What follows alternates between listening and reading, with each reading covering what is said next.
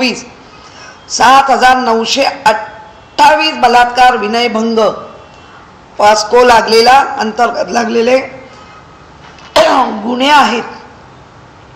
याचा अर्थ काय होतो की जे आले ते आहेत, पण जे आले नाहीत, ज्या गावांमध्ये येत नाहीत त्यांचं काय? त्यामुळे मला असं वाटतं हे सामाजिक न्याय व्यवस्थेचे मंत्री फंड गेला म्हणून रडतात, त्यापेक्षा समाजामध्ये काय चाललंय हे जास्त बघा। आता विशाखाताई प्रश्न विचारून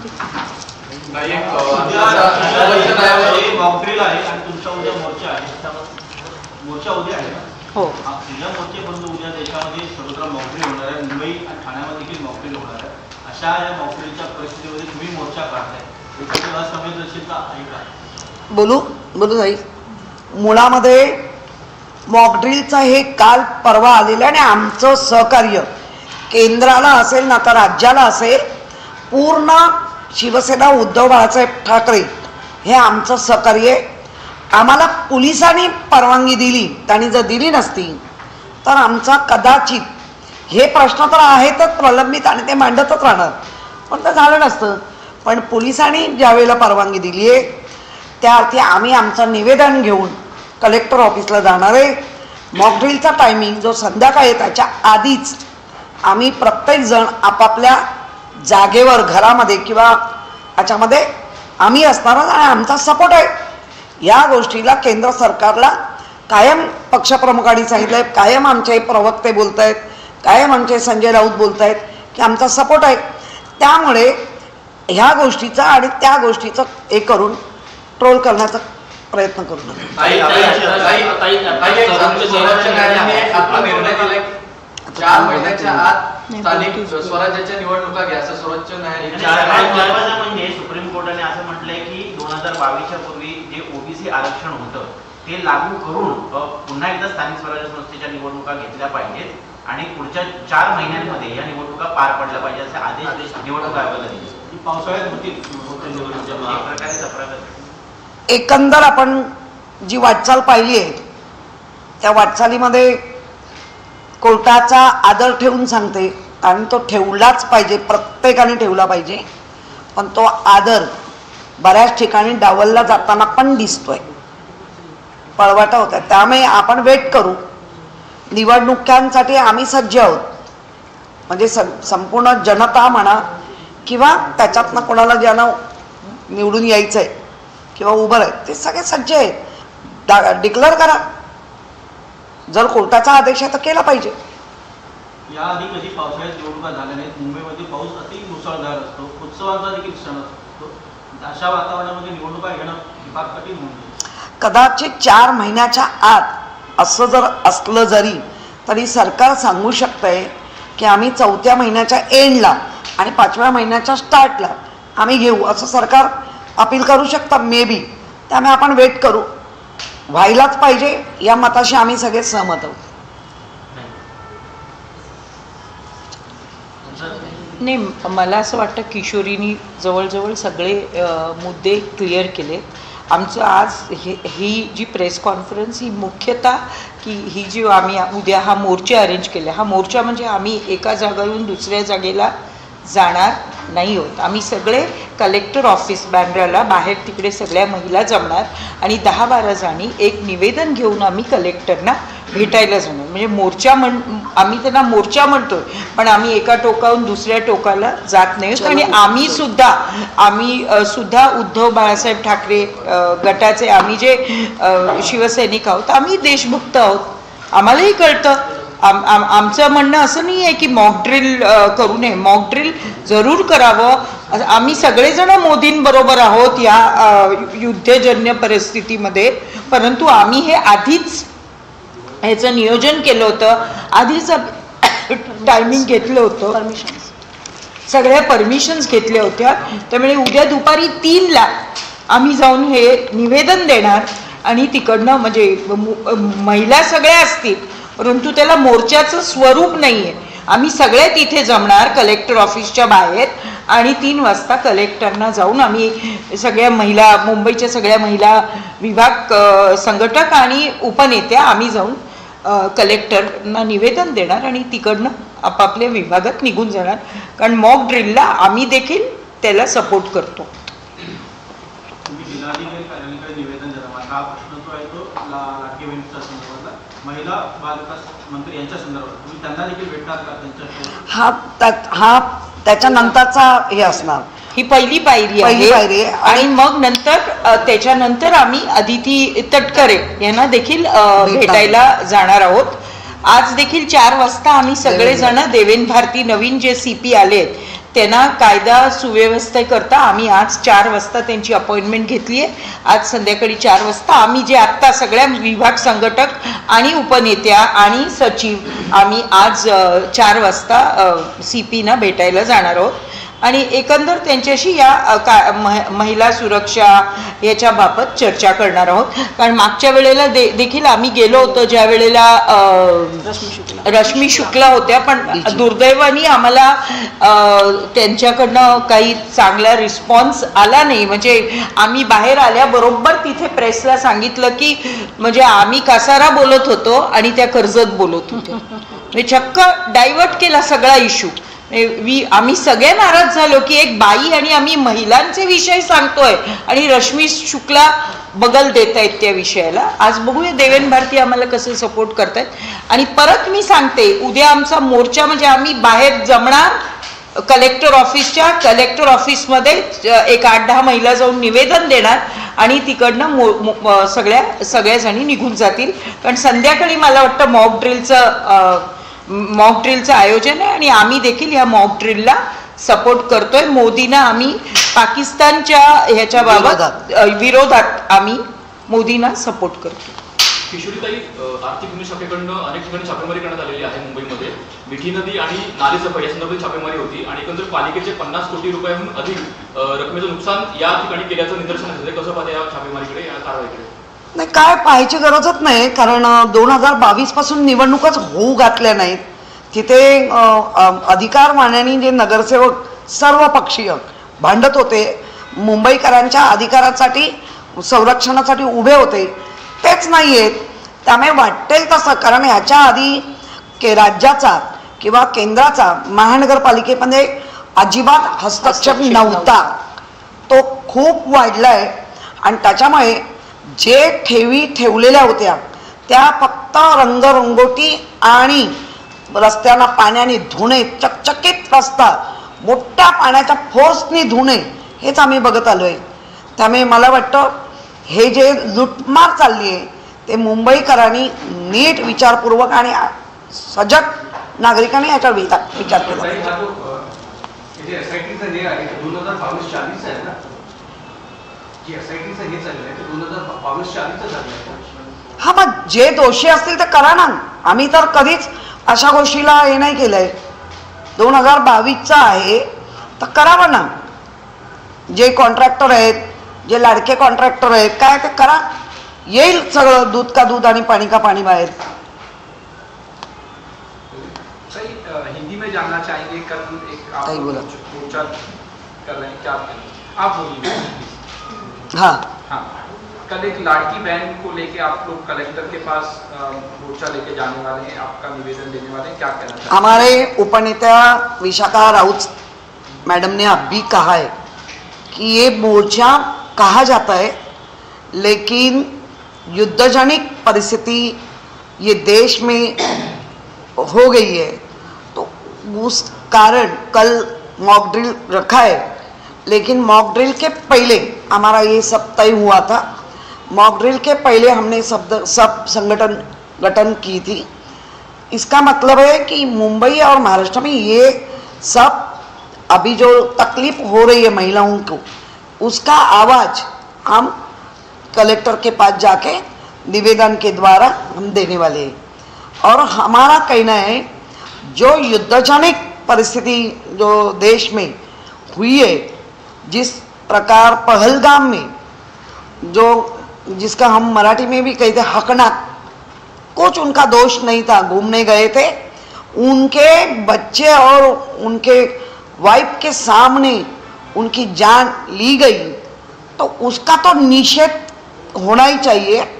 और इसके लिए हमारे सम्मानीय पंतप्रधान जो जो निर्णय लेंगे हम उनके साथ हैं। तो हमने कभी ये परिस्थिति में हम देश के साथ रहेंगे, क्योंकि हम भी ये देश का एक अविभाज्य घटक है। हम भी देश प्रेमी हैं, हम महाराष्ट्र प्रेमी हैं, हम मुंबई प्रेमी हैं, तो हम उनके साथ हैं। इसलिए ये तो हमारा जो महाराष्ट्र और मुंबई के लिए, लेकिन देश का जो जो निर्णय लिया जाएगा युद्ध के लिए या जैसी परिस्थिति निर्माण हो रही, तो हम पाकिस्तान का निषेध करते हैं और हम हमारे पंतप्रधान के साथ हैं। लाडली बहन स्कीम को लेके आपने कहा कि चुनाव से पहले स्कीम शुरू हुई थी, 1500 रुपए देने की बात हुई थी, अब 500 रुपए दे रहे हैं। बीएमसी के चुनाव के बाद आपको ऐसा लगता है कि वो स्कीम भी बंद कर दी जाएगी? किस तरह से देखते हैं आप? डेफिनेटली बंद की चुनाव आएगा ये मुंबई महानगर पालिका का, तब तक ये पैसे देंगे, उसके बाद पैसे बंद करेंगे, क्योंकि गवर्नमेंट की हालत ही खराब है, आर्थिक जो स्थिति है वो खराब है। पहले जब वो मराठी में कहते हैं निवडणूक जुमला, जब चुनाव आया तब 2100 रुपया सब औरतों को दिया गया, 3 महीने दिया गया। जैसे चुनाव हुआ ये चुन के आए, वैसे पैसा कम करते गए। अभी 500 रुपया ही दिया था। जब हमने कहा कि हम लोग इसके खिलाफ आवाज उठाएंगे, तब 1500, उनको मालूम है कल परसों हम जाने वाले हैं, तो 1500 देना चालू कर दिया, क्योंकि हमने अनाउंस किया कि हम इसके खिलाफ कलेक्टर के पास जाएंगे और अभी 1500 देंगे। फिर जब जैसे 3-4 महीने में जो महानगर पालिका का चुनाव आएगा, उसके बाद ये स्कीम बंद की जाएगी। ये हम भी राजनीति में है, हमको भी पता चलता है कैसे क्या करना है। और आप आमचे 2 मोर्चे होते बरोबर, एक या कलेक्टरला सबबम आणि एक सिटी कलेक्टरला, 2 खरं तर मोर्चे होते, पण ही युद्धजन्य परिस्थिती आल्यामुळे आम्ही तो एकीकडेच जाणार आहोत। तो सुद्धा मोर्चा नाहीये, आधी आम्ही मोर्चा प्लॅन केला होता, मोठा मोर्चा दोन्हीकडे, परंतु या परिस्थितीमुळे आम्ही फक्त उद्या एका ठिकाणी जाऊन, म्हणजे सगळ्या मुंबईच्या महिला, सगळ्या मुंबईच्या, म्हणजे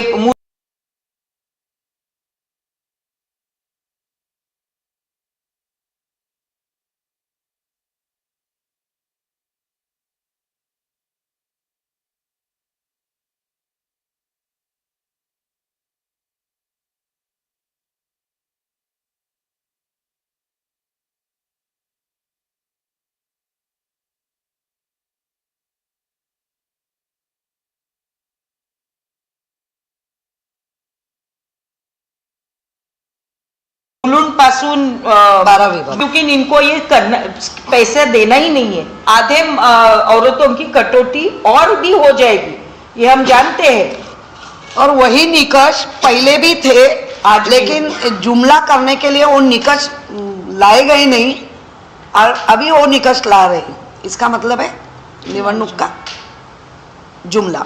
किशोर, आपसे पूछना चाहूंगा, ईओडब्ल्यू ने आज एफआईआर रजिस्टर की है नाला सफाई वाले मामले में, और बहुत जगह छापेमारी भी की गई है। आप 2022 से पहले का मामला है, तो आप किस तरह से देखती हैं, क्या कहना चाहते हैं? नहीं, एक तो मुंबई महानगर पालिका इस सिस्टम से काम करती है, और ईओडब्ल्यू उनके पास कुछ जानकारी है और छापेमारी करे तो करने दो, अच्छी बात है। गलत किसी ने किया है तो उसको तो सब सजा मिलनी ही चाहिए। तो हम जो यंत्रणा कर रहे हैं उसके साथ ही। भाई, महाराष्ट्र के लिहाज से सुप्रीम कोर्ट ने बहुत अहम फैसला लिया है। उन्होंने कहा है कि 4 या 5 सालों से महाराष्ट्र के स्थानीय निकाय चुनाव नहीं हो रहे हैं, और इस कारण ये चुनाव जल्द से जल्द ओबीसी रिजर्वेशन के साथ लेने चाहिए। 4 हफ्ते में उसका नोटिफिकेशन निकाले और 4 महीने के अंदर ये चुनाव लिए जाए, इस तरह के आदेश सुप्रीम कोर्ट ने दिए। नहीं, एक तो अपने देश में कोर्ट का सम्मान करना, परम पूज्य डॉक्टर बाबा साहेब जिनका जो संविधान है, लोकशाही का जो अधिकार है, उसके साथ रह के ये करना चाहिए। अभी तो गवर्नमेंट को उन्होंने महाराष्ट्र राज्य सरकार को ये दिए, तो मुझे लगता है महाराष्ट्र सरकार भी करेंगे। लेकिन अपने मुंबई में या महाराष्ट्र में बहुत बारिश होता है, तो बारिश का ये देखे 4 महीने में हम ये सब तैयार करते हैं, लेकिन इलेक्शन एंड तक लेंगे। इसका मतलब है अक्टूबर 1st वीक 2nd वीक में भी इलेक्शन हो सकता है, और होना ही चाहिए, क्योंकि सब वेट कर रहे हैं। क्योंकि आज हम देख रहे हैं मुंबई महानगर पालिका का क्या हाल हो रहा है, लोगों के क्या हाल हो रहे हैं, तो होना ही जरूरी है। लेकिन अभी राज्य सरकार किस तरह से देखते हैं और कोर्ट को क्या एफिडेविट देते वो पता नहीं। मैडम एक हिंदी बताइए, ये आपने कहा कि हम प्रधानमंत्री के साथ में हैं, जो पाकिस्तान के विरोध जो भी फैसला लिया जा रहा है, आप ही के पार्टी के लीडर संजय राउत कहते हैं कि 15 दिन हो गए, अभी तक सरकार ने कुछ ठोस फैसला नहीं लिया है और लोगों को सिर्फ उलझा के रखा गया है, कुछ ठोस फैसला नहीं ले रहे हैं, क्या कहना चाहिए? देखो, संजय राउत ने तो पहले ही कहा है कि हम उनके साथ हैं। इसका मतलब ऐसा नहीं कि हमारे कुछ सवाल हम पूछ नहीं सकते। एक पूरे देश के लोगों के तरफ से जो सोशल मीडिया है, बाकी मीडिया, वो देख के वो अपना सवाल बोल रहे हैं, तो जवाब तो देना ही चाहिए।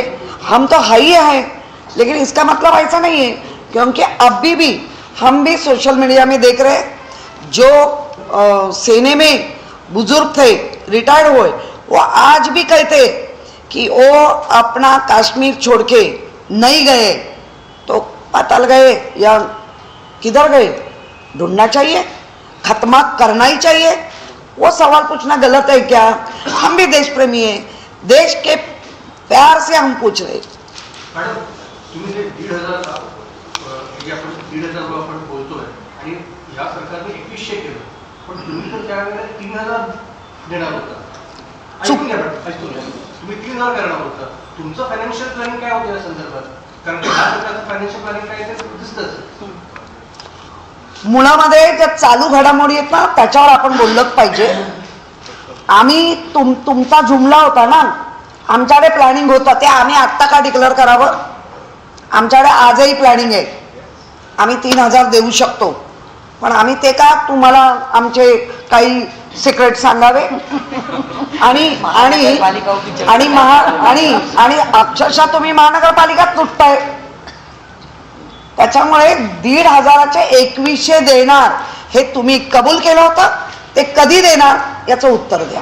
ताई एक सेकंड, महानगरपालिका आज इतके वर्ष डेथ मध्ये होती, ते उगीच एवढ्या प्रॉफिट मध्ये आम्ही आणली नाही। जर आमचं आर्थिक नियोजन नसेल तर, नियोजन होतं म्हणून आम्ही घोषणा केली मध्ये ना। आणली। कंपनी ऑरेंजेस विथ ॲपल्स या संदर्भात महानगरपालिकेकडे अख्खं राज्य No, I understand, but we have that program and we have did all our study well, and that is why we have declared it in our manifesto. अजून एक विषय राहिले, मुळात या संदर्भात किशोरीताई, विशाखाताई आणि यांनी अतिशय व्यवस्थित माहिती पूर्ण राज्यासंदर्भात सांगितली। 2100 रुपयाचा मुद्दा तर गहन आहेच, परंतु महिलांच्या सुरक्षेबरोबर केंद्र आणि राज्य सरकारने महिलांसाठी या योजना सुरू करून म्हणून घोषणा केल्या होत्या, त्या घोषणा आतापर्यंत किती सुरू झालेल्या आहेत हा एक संशोधनाचा विषय आहे, आणि सुरू झाले असतील तर त्यामध्ये महिलांना लाभ किती मिळालेला आहे। उदाहरणार्थ उज्ज्वला गॅस योजना संदर्भातल्या मोठ्या मोठ्या जाहिराती आपण सगळ्यांनी बऱ्याचशा पेट्रोल पंपाच्या ठिकाणी आपण पाहिलेले आहेत, मात्र उज्ज्वला गॅस योजनेच्या अंतर्गत ग्रामीण भागात अजूनही महिलांना गॅस सिलेंडर मिळालेले नाहीत। मिळालेली असतील तर त्यासाठीचा मोबदला सरकारने घेतलेला आहे, आणि शिवाय ज्यांना ग्रामीण भागात गॅस सिलेंडर दिलेले आहेत त्यांचं केरोसिन सरकारने पूर्णपणे बंद केलेलं आहे। आज गॅस सिलेंडरची एवढी किंमत वाढलेली आहे की महिला गॅस सिलेंडर खरेदी करू शकत नाही, आणि त्यामुळे त्या केरोसिन आता न मिळाल्यामुळे जेवायचं की जेवायचं नाही, कारण चुलीच पेटत नाहीये। तर या प्रकारचे प्रश्न सरकारने जे उभे केले आहेत त्याच्यावर सरकार कधी बोलणार आहे का, हा एक महत्त्वाचा प्रश्न आहे. दुसरं असं की मुख्यमंत्री अन्नपूर्णा योजना सरकारनं डिक्लेअर केली होती. या अंतर्गत जवळजवळ 3 मोफत LPG सिलेंडर देणार अशा पद्धतीची माहिती आणि घोषणा सरकारनं केलेली होती. मात्र हे 3 LPG मोफत सिलेंडर आतापर्यंत राज्यातल्या किती महिलांना मिळाले ही आकडेवारी सुद्धा सरकारनं उपलब्ध केलेली नाही. किंबहुना अशा प्रकारची कोणतीही योजना फक्त घोषणा करून ती सोडून दिलेली आहे. ST प्रवासात 50% सवलत असं म्हटलं होतं, पण पुन्हा एकदा सवलत देताना सरकारने ST महामंडळ तोट्यात आहे म्हणून परत एकदा STचे भाववाढ करायला अगदी सुरुवात केलेली आहे. म्हणजे ज्या तुम्ही काही योजना म्हणून म्हणता, म्हणजे 500 रुपयावरती आलेली 1500ची योजना असेल, ज्याला 2100 देणार होते हा वेगळा भाग आहेच, परंतु त्याच्याबरोबर महिलांच्या आरोग्याच्या, महिलांच्या सुरक्षिततेच्या, महिलांच्या शिक्षणाविषयीच्या ज्या काही घोषणा सरकारने केलेल्या आहेत त्यात कोणत्याही योजना सरकारने परिपूर्णरित्या पूर्ण केल्या नाही आहेत आणि त्या संदर्भातली कोणतीही आकडेवारी सरकारनं सामान्य जनतेपर्यंत पोहोचवलेली नाही. त्यामुळे केवळ 2100 रुपये हा तर महत्वाचा भाग आहेच, कारण ती घोर फसवणूक आहे. निवडणुकीच्या माध्यमातून दिलेली त्यांनी जी घोषणा केलेली होती ती घोर फसवणूक आहे आणि हे राज्यातल्या सगळ्या जनतेला आता समजते. मात्र कशा पद्धतीने निवडणुका झाल्या, कसा रिझल्ट लागला